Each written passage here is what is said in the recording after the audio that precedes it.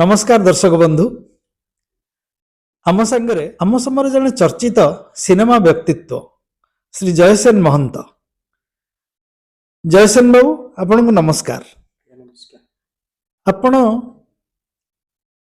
विभिन्न सिनेमा देखुचंती, विभिन्न प्रकार सिनेमा बाजार रे उपलब्ध, किंतु ता भितरे आपण हठात कहीं मन बड़ेले जे ओडिशार महान स्वाधीनता संग्रामी मानकर जीवनी को लेकिन सिनेमा करिवे।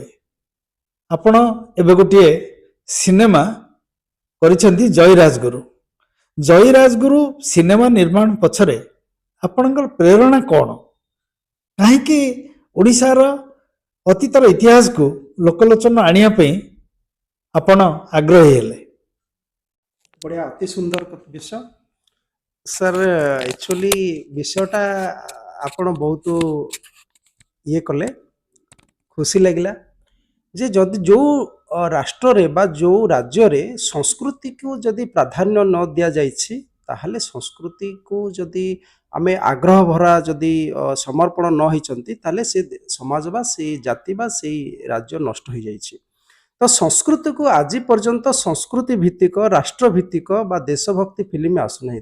आम मानकर गोटे छोट प्रयास आमे तो सिमती विशेष करी किछि ये करिनु, तथापि आमे चाहूछु जे किछि देशभक्ति फिल्म आसु। देखंतु जय राजगुरु होउछंती ओडिया जातिर नमस्य पुरुष एवं समग्र भारत वर्ष रे इंग्रेज मानक विरुद्ध रे जो स्वाधीनता संग्राम आरंभ होइथिला तार प्रथम शहीद।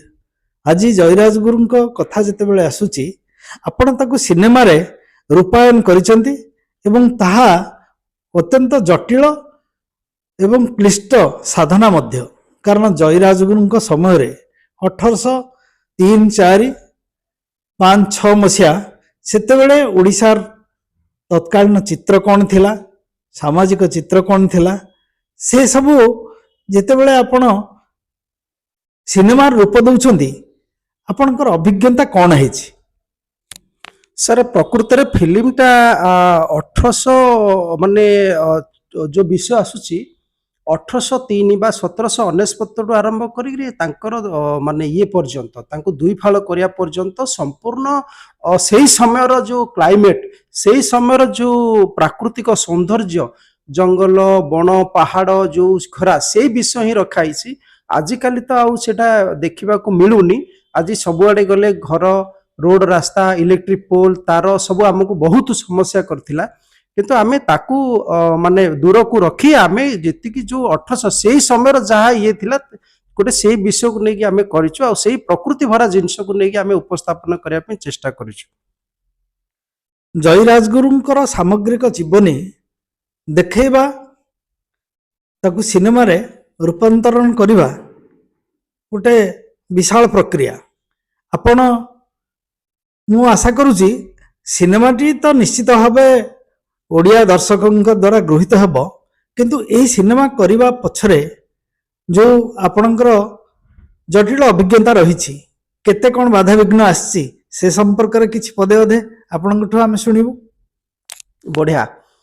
एक्चुअली जयराज गुरुंकर जो गरिला युद्ध थिला आम पाखरे सेतळु माने मॉडर्न अस्त्र शस्त्र नथिला। एबेर जो स्थिति जो अच्छी एबेर जो माने बंदूक ये सी सब नथिला आम पाखरे। सेतबेलु जो गरिला युद्ध थिला आमर जो माने माटी रे युद्ध जो बाकी आमर खंडा युद्ध बाकी जो धनुतीर युद्ध यही सब विषय आमर सब थिला। ये जो गरिला युद्ध को ये करे कि जयराज गुरु जो प्रकार शत्रु मान को से प्रतिरोध करतिले ये प्रकृति रे गोटे नमस्य। आम पाखे एते भी फंड नथिला जोटे कि आउडी बहुत किसी करि पारि थांतु, किंतु आमे जहा करिछु जो छोट विषय को लेके किसी लोक तांको जानतु सेते आमे गरिला युद्ध उपरे फोकस करिछु। आउ हमरो माने तांकर जो समय जो विभिन्न शूटिंग समय जहा थिला बहुत किसी समस्या थिला, किंतु आमे जो छोट बेले जहा पढुथिले जो पाइक संग्राम रमेश भंजंकर गीत जो बही रे पढुथिले सेटा मध्ये आ भितर उपस्थापना कराहिछि। आ शूटिंग समय बहुत विषय को लेकिन एठे उपस्थापना कराहिछि। ଆଉ ବାକି ଆମେ ଚାହୁଁଛୁ ଯେ ଯୋଉ ସେଇ ପୂର୍ବରେ ଯୋଉ ସୁଟିଂର ଯୋଉ ବାତାବରଣ ବା ଯୋଉ ସମୟରେ ଯୋଉ କ୍ଲାଇମେଟ୍ ବା ଗୀତ ବା ଯୋଉ ଫାଇଟିଂ ବା ଗରିଲା ଯୁଦ୍ଧ ଏଇ ସବୁ ନେଇକି ଉପସ୍ଥାପନା କରିବା ପାଇଁ ଗୋଟେ ଓଡ଼ିଶାବାସୀକୁ ଆମେ କିଛି ଆଗ୍ରହ କରୁଛୁ। ଜୟୀରାଜଗୁରୁ ସିନେମାଟି ଆପଣଙ୍କର ଦର୍ଶକଙ୍କ ଦ୍ୱାରା ନିଶ୍ଚିତ ଭାବେ ଆଦୃତ ହେବ ଏଇଟା ମୁଁ ଆଶା କରିବି ଏବଂ ଓଡ଼ିଶାର ଦର୍ଶକମାନଙ୍କୁ ଏତିକି ଅନୁରୋଧ କରିବି ସେମାନେ ଜୟୀରାଜଗୁରୁ ସିନେମାଟି ନିଶ୍ଚିତ ଦେଖିବେ। ଏଠି ମୁଁ କହିବାକୁ ଚାହେଁ ଆମର ବନ୍ଧୁ ସିନେମା ବ୍ୟକ୍ତିତ୍ୱ ଶ୍ରୀ ଜୟସେନ ମହନ୍ତ ଜୟୀରାଜଗୁରୁ ସିନେମାଟି ପରେ ଆଉ ଓଡ଼ିଶାର ବୀର ସନ୍ତାନମାନଙ୍କର ସମ୍ପର୍କରେ ସିଏ ମଧ୍ୟ କେତେକ ପରିକଳ୍ପନା କରିଛନ୍ତି ଏବଂ ସେମାନଙ୍କ ମଧ୍ୟରୁ କିଛି ମହାନ ସନ୍ତାନଙ୍କୁ ପୁଣି ସିନେମାରେ ତାଙ୍କର ଜୀବନୀ ଦର୍ଶାଇବା ପାଇଁ ସିଏ ଉଦ୍ୟମ କରିବେ ବୋଲି ପ୍ରତିଶ୍ରୁତିଟିଏ ବି ଦେଇଛନ୍ତି ଆମମାନେ। ଜୟସେନ ବାବୁ ଏ ଦିଗରେ ମଧ୍ୟ ସଫଳ ହେବେ।